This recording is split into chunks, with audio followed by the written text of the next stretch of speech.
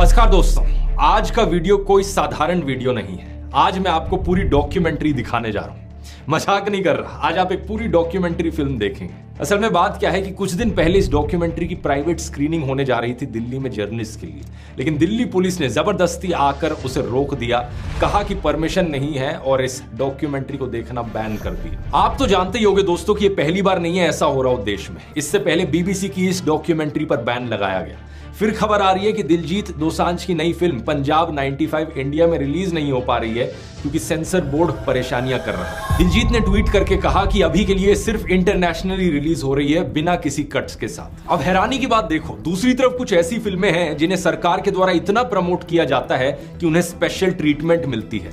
The Sabarmati report, Kerala story, accidental prime minister, Veer Savarkar, ये फिल्में ना सिर्फ सिनेमा हॉल में रिलीज होती हैं बाकी फिल्मों की तरह, बल्कि अक्सर इन्हें टैक्स फ्री भी बनाया जाता है। इनकी स्पेशल स्क्रीनिंग भी कराई जाती है पार्लियामेंट में मिनिस्टर्स के सामने, और प्रधानमंत्री खुद भी इनका प्रचार करते हैं ट्वीट करके, और वो भी तब जब ज्यादातर समय इन फिल्मों में झूठी कहानी और झूठा प्रोपेगेंडा भरा होता है। लेकिन अगर कोई ऐसी फिल्म हो जो इनकी आलोचना कर दे या किसी दूसरी पार्टी को थोड़ा फेवर कर दे तो वो डॉक्यूमेंट्री ही क्यों ना हो, उसकी प्राइवेट स्क्रीनिंग पर भी बैन लगा दिया जाएगा। ये जो डॉक्यूमेंट्री है जिसे आज आप देखने जा रहे हो, इस फिल्म को बनाने वाले लोगों ने मुझे रीच आउट किया इस घटना के बाद और पूछा कि क्या मैं अपने YouTube चैनल पर इसे रिलीज करना चाहूंगा। तो मैंने ये फिल्म देखी और सोचा क्यों नहीं। अगर इस तरीके से लोकतांत्रिक देश में आजादी को खत्म किया जाएगा तो मैं वो हर चीज करूंगा जिसकी जरूरत होगी आजादी को बचाने के लिए। ये जो सेंसरशिप का सिलसिला है, हम इसे आगे इस तरीके से चलते नहीं रहने दे सकते, इसलिए ये आज मैं रिलीज कर रहा हूं। ये डॉक्यूमेंट्री 2024 के उस दौर के बारे में है जब देश के इतिहास में पहली बार एक सिटिंग चीफ मिनिस्टर को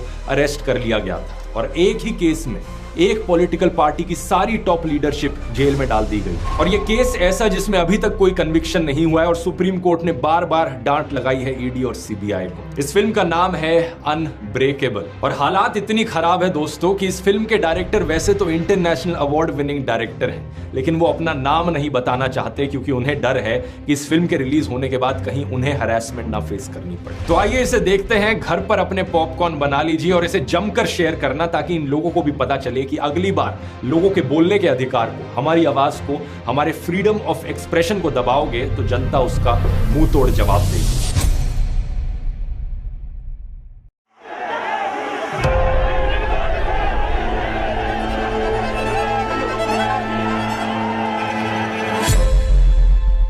अरविंद केजरीवाल पहली बार सरकार बनाने में कामयाब हुए। 70 में 67 सीटें कोई सोच सकता है? 70 में 62 सीटें कोई सोच सकता है साहब? तो उसके बाद से विरोधियों को लगा कि नहीं भाई, ये तो जमीन पे जो है वो काम कर रहे हैं, लोग इनसे जुड़ रहे हैं।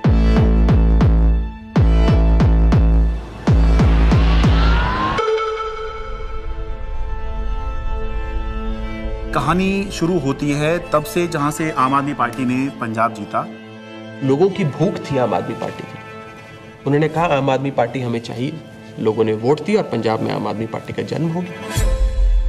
पंजाब के लोग जो हैं वो सच्चे बंदों को पसंद करते हैं और जिसके साथ दिल से जुड़ जाएं जुड़ जाएं।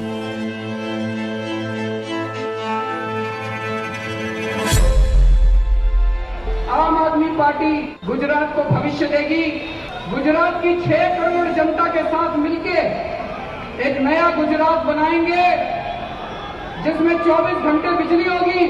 और उसके बाद आम आदमी पार्टी गुजरात में जैसे ही घुसी तो वहां से एक दिल्ली के अंदर हमें चेंज आता हुआ दिखाई दिया।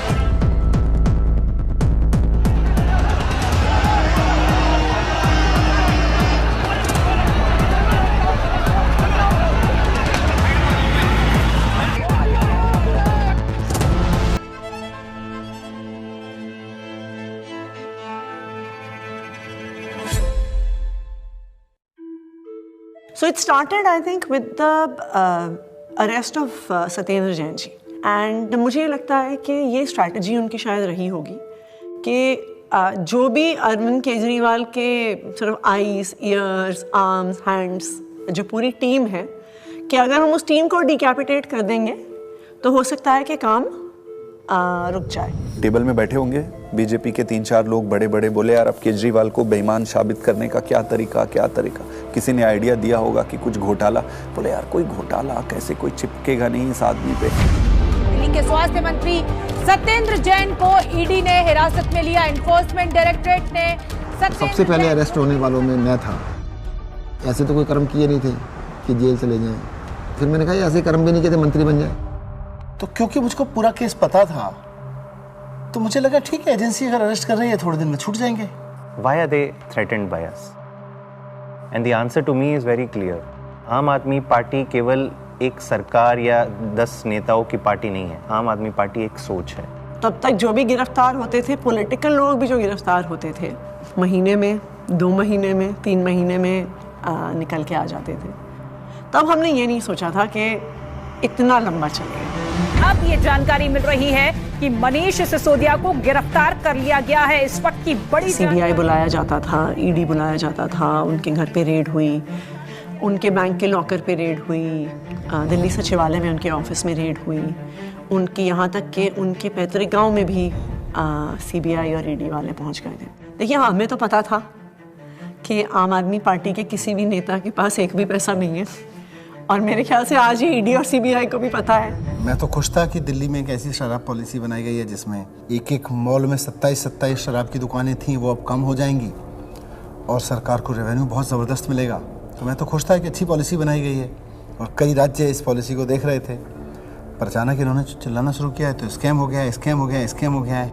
अगर एक अच्छी पॉलिसी को ये स्कैम करार देके सीबीआई और ईडी में केस रजिस्टर करा सकते हैं तो किसी भी हद तक जा सकते हैं। मनीष सिसोदिया को ईडी ने गिरफ्तार कर लिया है। तिहाड़ जेल में पूछताछ के बाद मनीष सिसोदिया को अब ईडी ने गिरफ्तार कर लिया है। इससे पहले सीबीआई ने उनको गिरफ्तार किया था और वो इसमें पीएमएलए में 2 ही कंडीशन में बेल हो सकती है।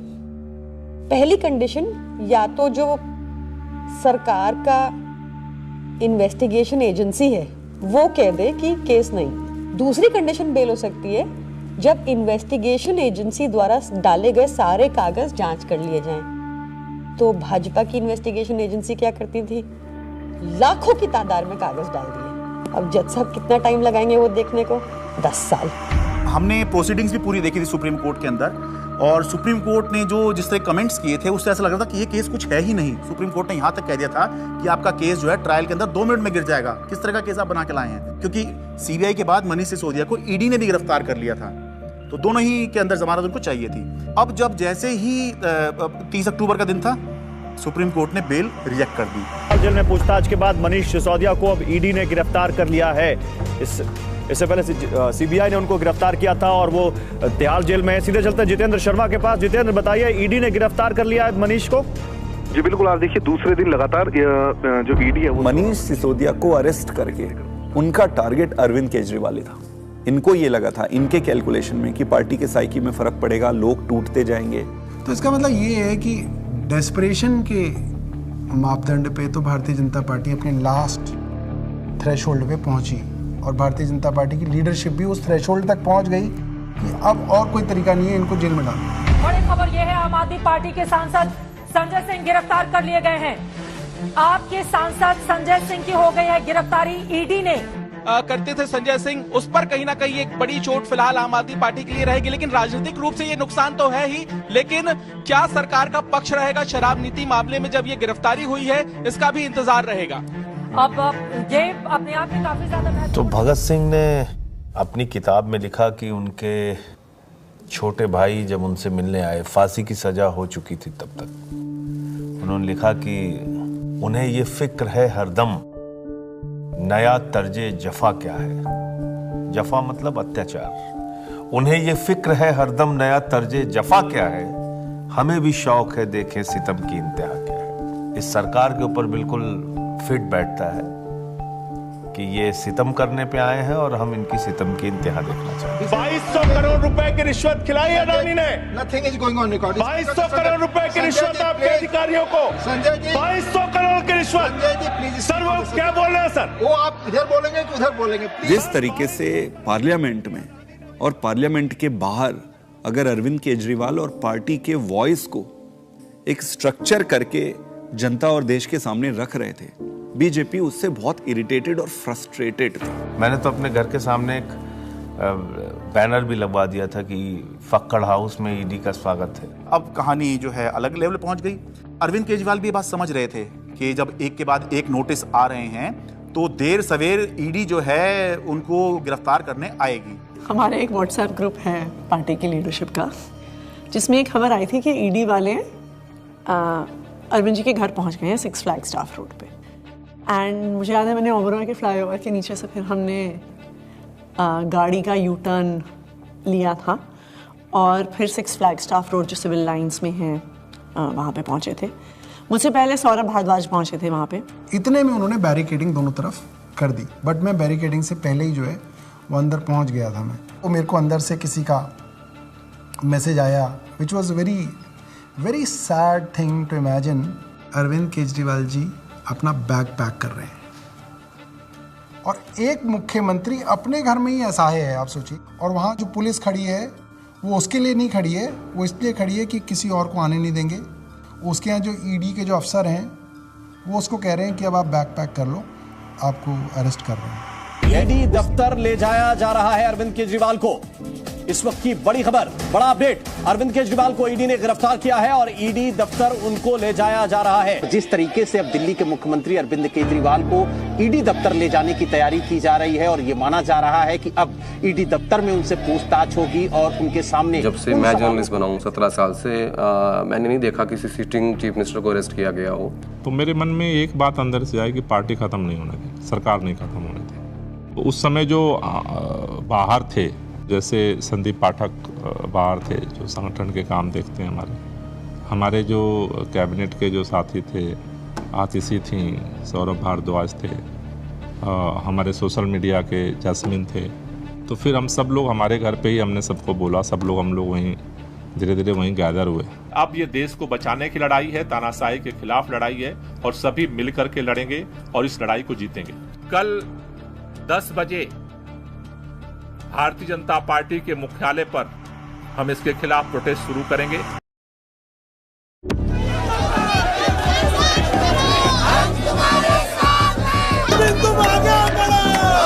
सबसे पहले मैं पहुंचा वहां। हुआ ये कि लोग पार्टी ऑफिस चले गए और हम और दुर्गेश पाठक जी जो आईटीओ वाला चौराहा है उस पर रुक गए। आईटीओ पे मैं जब पहुंचा तो मैंने देखा कि मेरे सामने ही आतिशी और सौरभ को अरेस्ट कर लिया गया।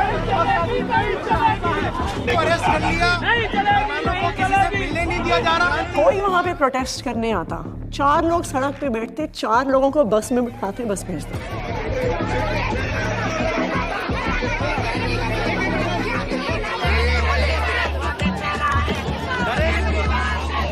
आईटीओ के ऊपर एक फुटओवर ब्रिज है, ऊपर अगर आप जाओगे तो मैं लोकेशन चेंज करता रहता था। तो कहीं एक जगह जाके ऐसे शांत खड़ा हो जाता था, फिर मैं देखता था कौन आ रहा है किधर से, तो मैं देखता था उधर से 20 लोग आ रहे हैं। तो उनमें से मैं पहचान जाता था। मोस्टली मैं ऑर्गेनाइजेशन में काम करता था तो सबके नंबर थे, तो मैं उनको फ़ोन करके बोलता था अभी रुक जाओ 10 मिनट, मैं जहाँ बोलूँगा उस डायरेक्शन में जाना।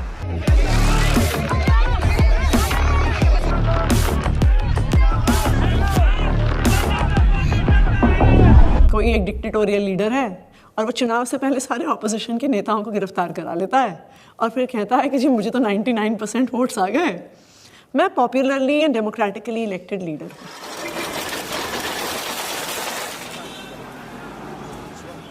Can I have water? इसको इधर रख सकते हैं बगल में, इस टेबल को इधर रख दीजिए। 2013 में सबसे पहले लोगों ने हमें वोट क्यों दिया? हम तो कुछ भी नहीं थे, कभी कहीं सरकार नहीं चलाई थी, हम तो ये भी नहीं कह सकते थे हमने ये काम करके दिखा दिया हमें वोट दो। अन्ना आंदोलन किया था, तो अन्ना आंदोलन में लोगों ने देखा ये लड़के बड़े ईमानदार हैं, देशभक्त हैं, जिद्दी हैं, किसी चीज़ पे अड़ जाए तो करके रहते हैं। ये क्वालिटीज़ जनता को हमारी पसंद आई। इस क्वालिटी को वो ख़त्म करना चाहती थी बीजेपी, तो उन्होंने कीचड़ फेंकना चालू किया, करप्शन किया, केजरीवाल ने पैसे खाए, एक ताना बना बुना गया, लोगों को ज़बरदस्ती करके स्टेटमेंट्स दिलवाए गए, प्रेशराइज कर करके हमारे खिलाफ झूठे बयान दिलवाए गए। लेकिन कुदरत तो कुदरत है, ये क्या है, बीजेपी कुछ नहीं है कुदरत के सामने। हम लोग कुछ बाहर तिहाड़ के खड़े थे एंड आई रिमेंबर थिंकिंग कि एज ऑफ दैट टाइम हमारी कोर टीम के 5 लोग उस समय उस दीवार के उस पार थे। मेरे हाथ में बहुत कुछ नहीं था, सब ऊपर वाले के हाथ में था। और मैंने अपना अंदर समय बहुत मेडिटेशन करते हुए और गीता पढ़ के बिताया। वहाँ पे सबसे ज़्यादा जो चीज़ परेशान करती है वो होती है अनसर्टेनिटी। उस 17 महीने में एक बड़ा हिस्सा मेरे अंदर उस सिपाही की तरह छटपटाता रहा जो देख रहा था कि उसकी पूरी फौज बाहर युद्ध लड़ रही है, और वो सिपाही जो हमेशा युद्ध में फ्रंट पे होकर लड़ता था वो आज बैरक में बैठा हुआ है। मैंने प्रयास किया कि घर के लोग 6 महीने तक, जब तक मैं जेल में रहा, मैंने प्रयास किया कि कोई मुझसे मिलने के लिए यहाँ पे ना आए, क्योंकि कई बार परिवार के लोग सामने आते हैं मिलने के लिए तो मन में एक अनावश्यक कमजोरी पैदा होती है, तो मैंने इस चीज़ को अवॉइड किया। फ़ोन पे जब वो वीडियो कॉल पे जब बात होती थी, वीडियो कॉल करते थे तो हंसते थे, लेकिन वो हंसी के पीछे कुछ ना तकलीफ छुपी होती है, क्योंकि पत्नी से बेहतर कोई नहीं समझ सकता है। लेकिन हम लोग को लगता है चलो वो अगर दिखा रहे हैं तो हम लोग को भी ऐसे ही दिखाना। तो हमारे जैसे बच्चे भी आ गए थे तो सारे लोग सब हैप्पी फील करते थे कि पापा हम लोग ठीक है, आप परेशान मत होना और आप ठीक से रहो। एक बारी ना कपिल मिश्रा ने आरोप लगाया था 2 करोड़ का कि सत्येंद्र जैन ने अरविंद केजरीवाल को 2 करोड़ की रिश्वत दी। तो मेरी बेटी स्कूल में पढ़ती थी तो उसका नाम स्कूल में 2 करोड़ ही रखा गया था। तो बच्चों के लिए बहुत, मुझे लगता है ये दौर ऐसा चल रहा है जिसमें कि बच्चों को भी स्पेयर नहीं किया जा रहा है। फैमिली के अंदर अभी तक क्या होता था कि अगर पॉलिटिक्स है तो 2 पॉलिटिकल पार्टीज़ के बीच में, अपोनेंट्स के बीच में, उसमें फैमिली इन्वॉल्व नहीं होती थी। अब थोड़ा सा लेवल कुछ ज़्यादा ही नीचे आ गया है। नहीं, जब जेल में था तो परिवार को तो मिस नेचुरली करते ही हो आप, और विशेष रूप से जब आपकी वाइफ बीमार हो, आपका बेटा भी केवल कॉलेज में पढ़ता हो। तो उसने एक चिट्ठी लिखी, उसमें उसने बोला कि अगर आप इस वक्त मेरी चिंता करोगे, अगर आप इस वक्त इस बात को लेके चिंता करोगे कि मैं परेशान हूँ, तो फिर ये मेरी देशभक्ति पे सवाल है। तो मुझे लगा यार बेटा तो बड़ा हो गया। आपने अगर मेरी चिंता में जरा भी वक्त जाया किया तो फिर वो मेरी देशभक्ति का अपमान होगा। That would be a insult to my patriotism, कि अगर मैं देश के सबसे अच्छे शिक्षा मंत्री को ये विश्वास नहीं दिला पा रहा कि आप अपना काम करो, मैं यहाँ पे एकदम सेट हूँ, आपको मेरी चिंता बिल्कुल करने की जरूरत नहीं है, तो that would be an insult to my patriotism and I felt that, I even feel that today. Phone आता था, 5 मिनट का फ़ोन होता था वो डेली जो आता था, तो उसमें ऐसा तो नहीं है कि मैं ये कह दूँ कि मैं बीमार बहुत हूँ या मैं कुछ भी हूँ। हाँ सब ठीक है, खाना खा लिया, हाँ इतना होता था। जो ड्रेडेड क्रिमिनल्स होते हैं ना, उनको सोलिटरी कन्फाइनमेंट में 2 हफ्ते से ज़्यादा नहीं रखते, उसको इनह्यूमन माना जाता है। तो मुझे लगातार कई महीने तक सेकेंड फेज के अंदर सोलिटरी कन्फाइनमेंट में रखा गया। सॉलिटरी कन्फाइनमेंट में आप जेल ऑफिसर्स और मेडिकल स्टाफ, इनके अलावा आप किसी से बात नहीं कर सकते। सो आई वॉज ऑल अलोन। आपको चाहिए कोई बात करने के लिए, गप्पे मारने के लिए, अपने मन की भड़ास निकालने के लिए, कुछ भी बोलने के लिए, वो अलाउड नहीं था। मतलब 2 जालियों के बीच में से बात करें, शीशा लगा हुआ है, इधर से फोन पे मैं, उधर से हूँ, एक चीफ मिनिस्टर हूँ, दूसरे चीफ मिनिस्टर से मिलने आया हूँ, सिटिंग दोनों। जेल नंबर 1 में मैं था, जेल नंबर 2 में अरविंद जी थे, उसके बीच में एक दीवार ही थी। कभी कभी लगता था आवाज़ दो जोर से तो हो सकता है पहुंच जाए उधर। कई बार जेल के अंदर जब ऐसे मौके आते थे, ऐसे मोमेंट्स आते थे जब आदमी कमज़ोर फील करता था, तब मुझे लगता था यार मनीष की तरफ मैं सोचता था कि मनीष को 1.5 साल हो गया, उसकी तो वाइफ भी इतनी बीमार है, वो नहीं टूटा, सो हमें भी हिम्मत रखनी है। ये बड़ा वो था कि उन्होंने मेरी दवाइयाँ रोक दी। 15 दिन के लिए मैं शुगर का पेशेंट हूँ और 10 साल से मैं इंसुलिन पे हूँ, और 15 दिन उन्होंने मुझे इंसुलिन दी, मेरा शुगर 350-400 पहुँचने लग गया। जब जयप्रकाश नारायण इमरजेंसी के दौर में जेल गए थे, जब वो जेल गए थे उनकी दोनों किडनी ठीक थी, और 4 महीने बाद जब वो जेल से बाहर आए उनकी दोनों किडनी खत्म हो चुकी थी। Mr. Kejriwal, in fact, wrote to Tihar jail authorities alleging that he was not being administered insulin despite flagging his peaking sugar levels. ये जेल वाले कहते थे कि इंजेक्शन नहीं देंगे, प्रिस्क्राइब नहीं है। पता नहीं कितने साल से वो इंजेक्शन ले रहे थे, सब प्रिस्क्राइब था। भारतीय जनता पार्टी के कहने पर अरविंद केजरीवाल जी की इंसुलिन रोके हुए हैं। ऐसा लगने लगा कि यार क्या ये जेल में रख के इनको मारने का प्लान बना रहे हैं। क्योंकि पॉलिटिक्स एक अलग होती है, लेकिन पॉलिटिक्स का मतलब ये नहीं होता है कि मैं आपको निपटा ही दूंगा। तो ये इंसुलिन वाली बात जो है, ये तो निपटाने वाली बात है। विरोधी होते हैं राजनीति में, लेकिन दुश्मन नहीं होते। कोर्ट के आदेश पर डॉक्टर्स की कमेटी बनती है, उसके बाद जो है इंसुलिन दी जाती है। आम आदमी पार्टी का मोराल जो था वो डाउन था। क्यों? कि आम आदमी पार्टी जो है वो दो चीज पे चलती है, केजरीवाल का नाम और वॉलंटियर का काम। वो दौर थोड़ा ऐसा था कि लगा था कि अब आम आदमी पार्टी जो है वो अब बचेगी नहीं, क्योंकि केजरीवाल के बाद कौन। कई बार ऐसे क्षण आए, ऐसे मोमेंट्स आए जब लगा कि अब तो सब खत्म हो गया, अब सब बर्बाद हो गया, अब there is no coming back from this, we have hit rock bottom.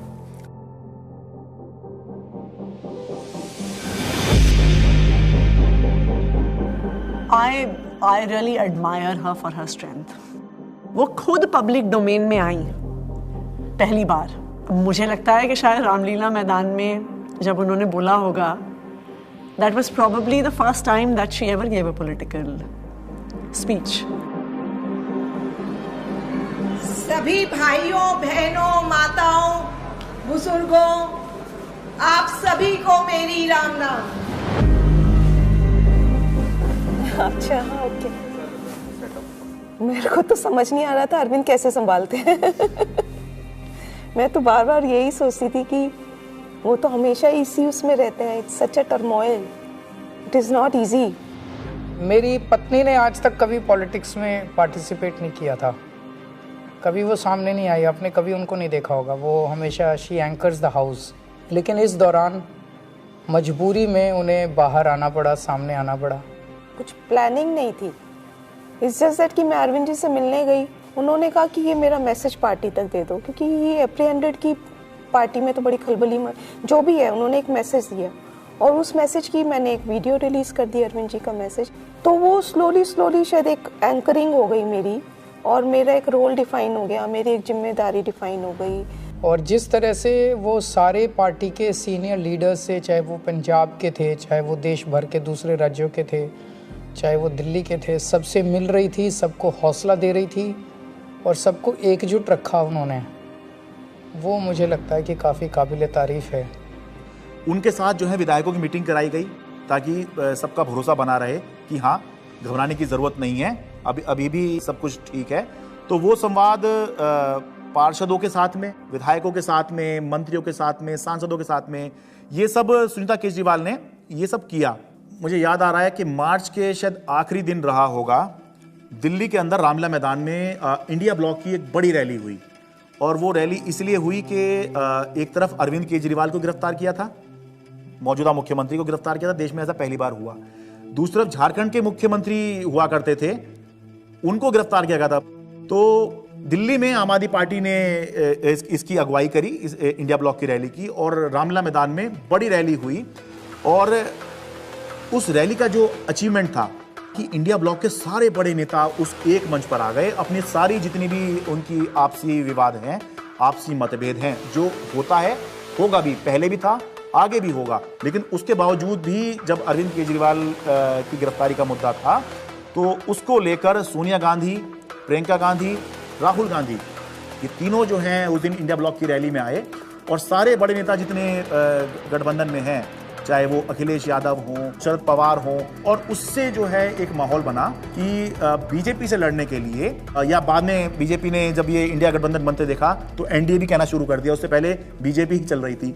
NDA से लड़ने के लिए एक इंडिया ब्लॉक जो है वो अब बन गया है, जिसमें मिलके जो है बीजेपी को चुनौती दे सकते हैं। भारतीय जनता पार्टी इसलिए इस मॉरल वॉर को हार गई क्योंकि हमारे तमाम नेताओं के गिरफ्तार होने के बावजूद भी हम एक दिन भी डिफेंसिव नहीं थे। ये जेल भेज दें, कितने मुकदमे हमारे पे रोज़ चल रहे हैं, कोर्ट की तारीख आती है, जाते हैं, भुगतते हैं, पुलिस वाले आते रहते हैं, एसएचओ बदलते रहते हैं, रोज़ मुकदमे होते रहे।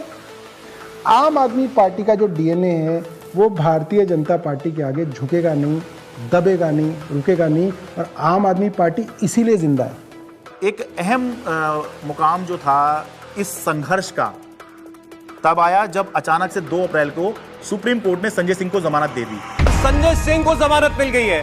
आम आदमी पार्टी के सांसद संजय सिंह को जमानत मिल गई। जश्न का वक्त नहीं है, जंग का वक्त है। संघर्ष के लिए तैयार हो जाओ, जम के लड़ेंगे और लड़ेंगे लड़ेंगे लड़ेंगे।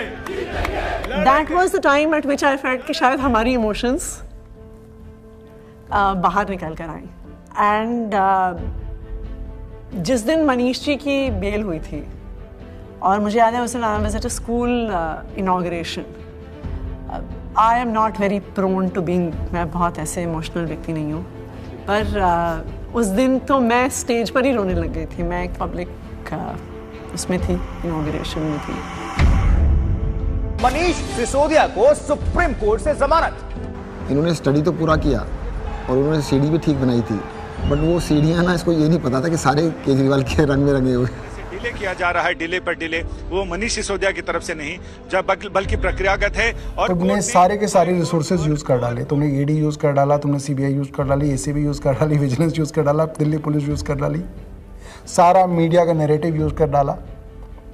पूरी पावर तुमने, मतलब कितनी गन पावर है बीजेपी की, आपने सब कुछ यूज करके इन सारे लीडर्स को अरेस्ट कर लिया। उसका रिजल्टेंट क्या है? जीरो। आम आदमी पार्टी के पूर्व मंत्री और वरिष्ठ नेता सत्येंद्र जैन को आखिर दिल्ली के राउज एवेन्यू कोर्ट से जमानत मिल गई है। हमें पता तो था ही कि आज नहीं तो कल, कल नहीं तो परसों बाहर तो आना ही है, क्योंकि हमने कुछ किया नहीं है। अगर हमने कुछ किया होता तो शायद हम बीजेपी ज्वाइन कर लेते, जैसे बाकियों ने किया। अरविंद केजरीवाल को जमानत मिल गई है। जिस खबर का इंतजार आम आदमी पार्टी के नेता कार्यकर्ता लंबे वक्त से कर रहे थे, वो खबर आ चुकी है। अरविंद केजरीवाल को जमानत मिल गई है। अभी की बहुत बड़ी खबर, दरअसल अदालत तो ये इलेक्शन डिफाइन करेगा कि आम आदमी पार्टी कहां जाएगी, और अगर ये इलेक्शन अरविंद केजरीवाल जीतते हैं तो वो उस लीग में आ जाएंगे जहां पर ये चर्चा होने लग जाएगी कि अगर 2029 में लोकसभा का चुनाव होगा तो क्या अरविंद केजरीवाल प्रधानमंत्री का एक चेहरा हो सकते हैं। वो चर्चा होगी। नहीं, मैं कभी अपने आप को ऐसे नहीं सोचता कि मैं कभी पीएम बनूंगा, या कभी ऐसे भी नहीं सोचा था कि मैं सीएम बनूंगा। सो पीएम बनना मेरी ज़िंदगी का कोई मकसद नहीं है, लेकिन जो भी सरकार आए इसे ख़त्म करना होगा। मैं चुनाव के टाइम में चुनाव लड़ो, आपस में एक दूसरे को गाली गलौज मत करो। आपने जो काम किए वो जनता के सामने रखो, आप जो विजन लेके आए हो वो जनता के सामने रखो। जनता को जो पार्टी पसंद आएगी उसको जिताएगी। जीतने के बाद सारी पार्टियों को मिलके फिर काम करना चाहिए, देश के लिए काम करना चाहिए, चाहे पक्ष में हो विपक्ष में हो। विपक्ष को कंस्ट्रक्टिव क्रिटिसिज्म करना चाहिए ताकि सरकार अच्छा काम कर सके, लेकिन एक दूसरे का जेल में डालना ये अच्छी राजनीति नहीं है। मैं दिल्ली की जनता से पूछना चाहता हूं, मैं देश की जनता से पूछना चाहता हूं कि क्या केजरीवाल ईमानदार है कि गुनहगार है। दोस्तों, 2 दिन के बाद, आज से 2 दिन के बाद मैं सीएम की कुर्सी से इस्तीफा देने जा रहा हूं, और मैं तब तक सीएम की कुर्सी पे नहीं बैठूंगा जब तक जनता अपना फैसला ना सुना ले। Did you anticipate his resignation, and why did he resign? रुके न जो, रुके न जो, झुके न जो, दबे न जो, मिटे न जो, हम वो इंकलाब हैं, जुल्म का जवाब हैं, हर शहीद हर गरीब का हम ही तो ख्वाब हैं। रुके न जो, झुके न जो, जी रहे हैं इसलिए कि प्यार जग में जी सके, प्यार जग में जी सके, प्यार जग में जी सके। जब हमने पार्टी बनाई थी तब सभी नेताओं और मीडिया ने कहा था कि इनकी एक भी सीट नहीं आएगी, लेकिन जनता ने मुझे मुख्यमंत्री बना दिया। जब हमने 2014 में असूलों के आधार पर सरकार छोड़ी तो इन सब ने फिर शोर मचाया कि आम आदमी पार्टी खत्म हो गई, अरविंद केजरीवाल खत्म हो गए। लेकिन फिर जनता ने हमें 67 सीटों के साथ जीत दिलाई, और 2020 में हमने वो कर दिखाया जो किसी ने सोचा भी नहीं था। हमने अपने काम के नाम पे वोट मांगे, शिक्षा और स्वास्थ्य के नाम पे वोट मांगे, सबने कहा कि इस देश में शिक्षा और स्वास्थ्य पर कोई वोट नहीं देगा, लेकिन जनता ने फिर सबको गलत साबित कर दिया। जनता ने कहा, अगर आप हमारे लिए काम करोगे तो हम आपको पावर देंगे। मैंने तो राजनीति में इतना ही सीखा है कि जब जनता अपना मन बना लेती है तो भले ही उनके सामने कितना बड़ा तानाशाह हो, पूरे सिस्टम की ताकत हो या बड़ी बड़ी पार्टियां हो, जनता सबको ध्वस्त कर देती है। जनता के सामने किसी का अहंकार नहीं चलता और जनता से बढ़कर कोई अदालत नहीं है। इसलिए मैं जनता के बीच जाऊंगा और अब जनता फैसला करेगी। जुल्म का जवाब है हर शहीद हर गरीब का, हम ही तो ख्वाब है रुके न जो।